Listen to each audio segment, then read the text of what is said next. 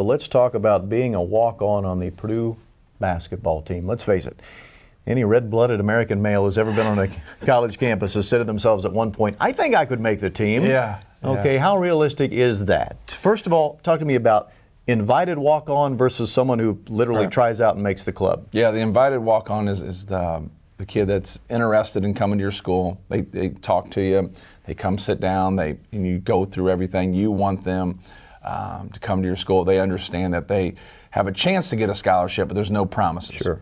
There's no promises at the time. If one becomes available, it's still a decision we have to make as a coaching staff to grant you that scholarship. But when you invite somebody, you don't have to go through the tryouts. Gotcha. You know, the guys that have to go through the tryouts, it's tough. Bobby Riddell, Mark Wolford, they actually had to go through the tryouts, and they ended up playing for us and getting in our rotation. So it can work for you. I think the one thing about a walk-on is the commitment when you start from it. And as you know, we look at you as a regular player. Right. We don't treat you any different. We demand a lot from you, but you have to help us win games without playing in games most of the time. Obviously, you'd like to work towards playing in the games, and that's what I always talk to walk-ons about. If you're not going to come here and work like you're going to get into a game and play when it matters, then you shouldn't, make this decision. Now, sometimes we go through walk-on tryouts, and we talk to those guys, hey, you're not going to play. We need to help, you need to help us in practice.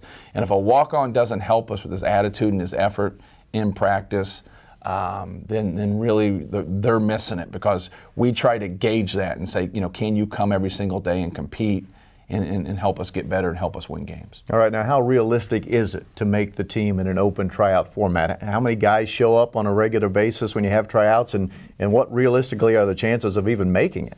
It's very slim that you're going to make it. Obviously, there's very little background with the players. You might know their coach, or you might know them before. You might have watched them in AAU because you're seeing somebody else. Sure. But most of the time, you're not very familiar.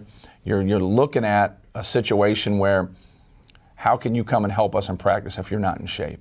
So what I do at the 6 a.m. workouts, that knocks out a lot of players. You say, hey, the workouts are at 6 in the morning. Right. If you make it at 6 p.m., you're going to have 300 people. You make it at 6 a.m., you'll have 25 people. And we play a lot of 4-on-4 full court, 5-on-5 full court. We run some sprints, some suicides. Right away, 70 to 80% of the people are knocked out because they can't make their times after a while. So, how are you going to help us if you're not in shape? Well, the answer to that is you're not. So it's just finding a handful of guys that are in shape and then trying to pick and choose right there. A lot of times you get nobody. Yeah. And but we're able to grab a guy here and there that can really help you. I once heard you and I talked about this once, I remember, and you said, okay, a walk-on calls the office and says, hey, what should I do to get ready for walk-on tryouts? And you said, be in shape. I mean, that's really what it is, right? Be in shape first. Have a good attitude, work hard, be in shape, and you have to understand the commitment that you have to make. A lot of people don't. They go over to the rec and say, hey, I could do what this guy does, or no, you can't. You don't understand the time commitment that you have to make and how tough practices really are.